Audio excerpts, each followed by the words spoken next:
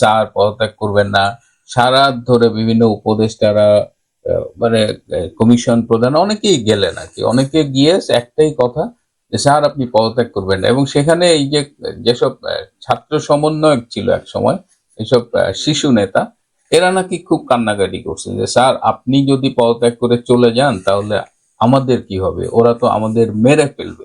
এই ওরাটা কারা সেটা অবশ্য ক্লিয়ার করে বলেনি। এই ওরাটা কি পাবলিক নাকি প্রতিপক্ষ রাজনৈতিক দল নাকি এটা আর্মি সেটা ক্লিয়ার করে বলেনি, তবে খুব কান্নাকাটি করছে যে স্যার ওরা আপনি চলে গেলে এইভাবে আমাদের এতিম করে চলে গেলে আমরা মেরে ফেলবো। তো এইসব মানে আবার রাতে দফায় দফায় ডক্টর খলিল, ডক্টর আলী রিয়াজ এদের মধ্যে আবার মিটিং হয়েছে। মানে একদম মানে ডক্টর ইউনূস বেচারা কাল রাতে ঘুমোতে পারেনি। তো এটা কেন হয়েছে এই নাটক, সকালে কিছু বলেছি, আরো কিছু ইন্টারেস্টিং তথ্য পেয়েছি যে এই সেনা দরবারের পরে, সেনা প্রধানের স্ট্যান্ডের পরে পুরা প্রচারটা গিয়ে পড়েছিল জেনারেল ওয়াকারের উপরে, এবং ডক্টর ইউনূস একদম পিছিয়ে গিয়েছিল। জেনারেল ওয়াকার কি করতে যাচ্ছে, দেশবাসী তার দিকে তাকিয়েছিল। তো সেই জায়গা থেকে প্রচারটা নিজের দিকে আনার জন্য তিনি এই নাটকটা করেছেন। এবং আজকে তার একজন বিশেষ সহকারী বলেছে যে স্যার পদত্যাগ করবেন না।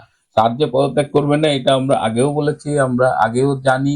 কারণ যে লোকটা তার 84 বছরের জীবনে কখনোই নিজের স্বার্থ ছাড়া কোনো পদত্যাগের সিদ্ধান্ত নেননি, তিনি এই লাভজনক জায়গায় বসে পদত্যাগ করবেন এটি তো মানে বলদেও বিশ্বাস করবে না। এবং আমরা আগেও বলেছিলাম এটা নাটক, এবং সেটা আবার প্রমাণিত হয়েছে। তো কালকে এই গভীর রাত পর্যন্ত কিন্তু জামাতের মজলিসে শুরার মিটিং হয়েছিল, এবং জামাত বলেছে তারা সর্ব অবস্থায় ডক্টর ইউনূসের সাথে আছে।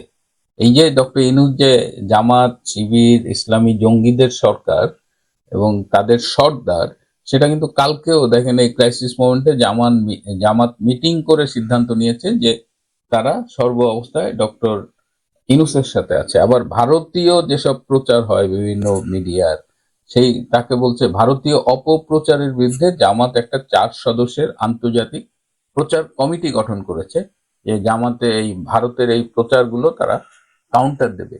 জামাত আরেকটা ইম্পর্টেন্ট কথা বলেছে যে ডক্টর ইউনূসকে পরামর্শ দিয়েছে একটা সর্বদলীয় মিটিং করতে। এখানে মানে ইউনূসের পক্ষে কালকে জামাত মিটিং করেছে, এনসিপি তো দৌড়ায় চলে গেছে, তাদের তো জীবন মরণ সমস্যা। আর এই ফ্যাসিবাদ বিরোধী কিছু ইসলামী সংগঠন তারাও মিটিং করেছে, এরা ডক্টর ইউনূসের পক্ষে তাদের অবস্থানটা জানিয়েছে। কিন্তু সর্বদলীয় বলতে যে অন্যতম বৃহৎ রাজনৈতিক দল বিএনপি, বিএনপির অবস্থানটা কি, বিএনপির কেন্দ্রীয় নেতৃবৃন্দের কথা যখন শুনি তারা কিন্তু নির্বাচনের ব্যাপারে একদম মানে স্ট্রিক্টলি একটা অবস্থান নিয়েছে, তারা অবিলম্বে নির্বাচন চায়। কিন্তু বিএনপির সারা দেশের তৃণমূল পর্যায়ের নেতাদের দেখলে মনে হয় না যে তাদের মধ্যে নির্বাচন নিয়ে কোনো আকাঙ্ক্ষা কাজ করে। তারা লুটে পুটে ভালোই খাচ্ছে আর কি, কামাচ্ছে। মামলা বাণিজ্যের নামে তাদের এক একজন কোটিপতি হয়ে গেছে আর কি, তৃণমূল পর্যায়ে একটা মামলা সাজায়, সাজায় তার মধ্যে নাম দিয়ে ওই সম্ভাব্য আসামিকে যে বলে যে তুমি এই 10 লাখ 20 লাখ টাকা দাও, নাহলে তোমার নামে মামলা করলাম। তো এইভাবে তারা হেভি ইনকাম করতেছে। সন্ত্রাস, চাঁদাবাজি, লুটপাট যতভাবে করা যায় আর কি, ঠিকাদারি, এগুলো টেন্ডার বাণিজ্য এগুলো করেই যাচ্ছে। তো তাদের আসলে নির্বাচন হবে কি হবে না এটা নিয়ে কোনো হেডেক নাই। বিএনপি সেন্ট্রালি নির্বাচন নিয়ে কথা বলছে, সেন্ট্রাল লিডাররা। আর বিএনপির আরেকটা সুবিধা আছে যে 3-4 জন নেতা 3-4 রকমের কথা বলে। এটা যে কোনটা যে বিএনপির পলিটিক্যাল ডিসিশন এটা আমাদের মতো আমজনতা এটা বুঝতে পারে না। তো এখন এই সর্বদলীয় মিটিং এর নামে যদি বিএনপি কে আবার ডক্টর ইউনূস তার দিকে টেনে আনতে পারে, এবং বিএনপি যদি একবার বলে যে আমরা ডক্টর ইউনূসের সাথে আছি, ইউনূসের পক্ষে আমাদের অবস্থান আছে, হ্যাঁ, তাহলে কিন্তু দেখবেন যে নির্বাচন নিয়ে আবার একটা দোনোমনো শুরু করে দিচ্ছে অলরেডি। একজন উপদেষ্টা রিজওয়ানা হাসান বলছেন যে ডিসেম্বর থেকে জুনের মধ্যে আমরা নির্বাচন দিব। আরেকজন সহকারী বলছে মার্চ এপ্রিলের দিকে নির্বাচন হবে। আবার কালকে দেখলাম যে আগামীকাল মার্চ পর ডক্টর ইউনূস হবে, বিকেলে শাহবাগে সর্বস্তরের জনগণ একটা মার্চ মানে সমাবেশ ডেকেছে। সেই সমাবেশের দাবি হলো যে একটা জাতীয় সরকার গঠন করে 5 বছরের জন্য ডক্টর ইউনূসের নেতৃত্বে একটা জাতীয় সরকার গঠন। আমি বলেছিলাম না যে এই পদত্যাগ নাটকের এই crisis moment-এও কিন্তু দেখেন এই যে ডক্টর ইউনূসের যে 5 বছর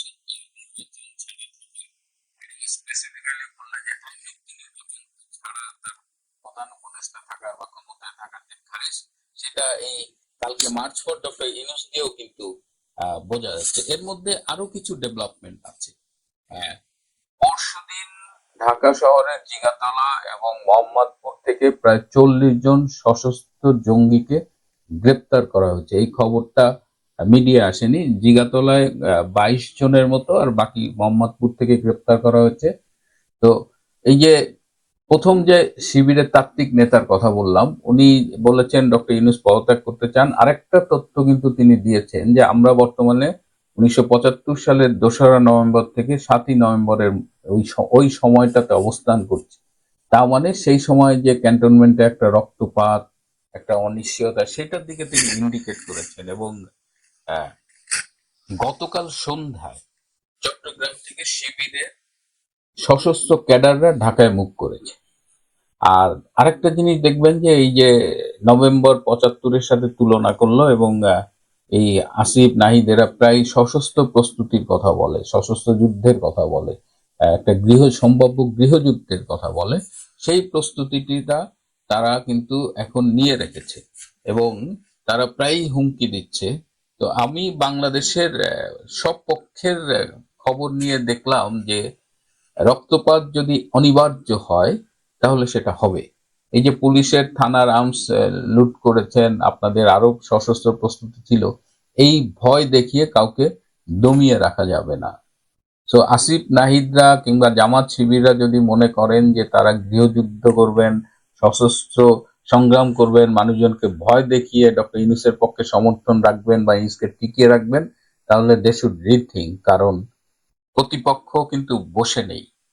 অস্ত্রের ঝনঝনানি হলে পাল্টা অস্ত্রের ঝনঝনানিও আমাদের শুনতে হতে পারে। রক্তপাত অনিবার্য হলে সেটাই হবে। গৃহযুদ্ধের মধ্য দিয়ে যদি সমাধান হয়, তবে সেই পথেই রাজনৈতিক অন্যান্য দলও হাঁটবে।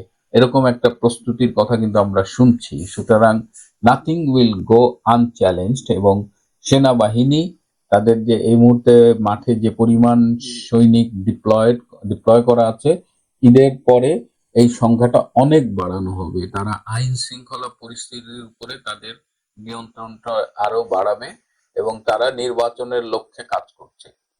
যত উপদেষ্টা বলুক ডিসেম্বর থেকে জুনের মধ্যে নির্বাচন, আর্মি কিন্তু এই জায়গাটায় ছাড় দেবে না এবং এই নির্বাচনকে কেন্দ্র করে আরো অনেক ঘটনা ঘটবে। এদিকে আমাদের এই মুহূর্তে আমাদের প্রধান বিচারপতি সৈয়দ রিফাত আহমেদ, তিনি দক্ষিণ আফ্রিকা অবস্থান করতেন। 17ই মে তিনি দক্ষিণ আফ্রিকায় গিয়েছেন, তার ফেরার কথা 25 বা 26 তারিখে। তো তাকে দ্রুত ফিরে আসার জন্য অনুরোধ জানানো হয়েছে। ডক্টর সৈয়দ রিফাতের প্রত্যাবর্তন এবং আগামী দিনে তারও একটা গুরুত্বপূর্ণ ভূমিকা থাকতে পারে। বিশেষ করে আদালতের কিছু ব্যাপার আছে যেটা নিয়ে আমি পরে কথা বলবো। সো বটম লাইন হলো যে ডক্টর ইউনূস একটা ড্রামা করছে যাতে দেশবাসীর একটা সিম্প্যাথি তিনি পান এবং আলোচনার কেন্দ্রবিন্দুতে তিনি থাকেন। সেনা প্রধানকে নিয়ে যে আলোচনা হচ্ছিল সেই জায়গা থেকে আলোচনাটা যেন তাকে কেন্দ্র করে হয়। তো এটা তার পুরনো খেলা। তিনি পাবলিক রিলেশনসে খুবই ভালো এবং ইন্টারন্যাশনাল প্লেয়ার এই ক্ষেত্রে, এবং তিনি প্রচুর টাকা খরচ করেন আর কি। যদিও এখন ইন্টারন্যাশনালি তাকে বিতর্কিত হতে দেখা যাচ্ছে। এই যে হিউম্যান হিউম্যান রাইটস ওয়াচ একটা রিপোর্ট দিয়েছে, তারপরে নিউ ইয়র্ক টাইমসে একটা আর্টিকেল পাবলিশ হয়েছে, এগুলো তার ইমেজের জন্য যথেষ্ট ক্ষতিকর এবং সে ক্রমশ বিশ্বব্যাপী বিতর্কিত হচ্ছে। সো এই অবস্থায় ডক্টর ইউনূস যতই ক্ষমতায় থাকার চেষ্টা করুক এবং তার লেসপেন্সারদের, দালালদের, চামচাদের নামিয়ে দিক, ইসলামপন্থী জঙ্গিদের নামাক, কতদূর সফল হবে আমি জানি না। কিন্তু আমার আশঙ্কা হলো বিএনপির ভূমিকা নিয়ে। বিএনপি ইউনূসের ভূমিকায় ট্রাম্পে পা দিলে তাদের রাজনীতি ক্ষতিগ্রস্ত হবে এবং আগামীতে ইউনূস কিন্তু সহজে নির্বাচন দেবে না। আপনারা যতই ক্ষমতায় যাওয়ার স্বপ্নে বিভোর থাকেন, কেন্দ্রীয় বিএনপি নেতৃবৃন্দ সতর্ক থাকতে হবে আপনারা ইউনূসকে কিভাবে ডিল করবেন। এই পর্যন্ত আপনারা ইউনূসকে ভালো সঠিকভাবে ডিল করতে পারেননি এবং আপনারা বারবার ইউনূসের ট্র্যাপে পা দিয়েছেন। আপনারা ঠিক করতে হবে যে আপনারা কি চান। আপনারা দুটো জিনিস চাচ্ছেন, একটা হলো নির্বাচন করে ক্ষমতায় যেতে চাচ্ছেন, আর একটা হলো যে আওয়ামী লীগকে ধ্বংস করতে চাচ্ছেন। এই দুটো একসাথে করতে গিয়ে আপনারা কিন্তু ইউনূসের ট্র্যাপে পা দিয়ে আমছালা দুটো হারানোর মতো একটা জায়গায় পৌঁছে গেছেন।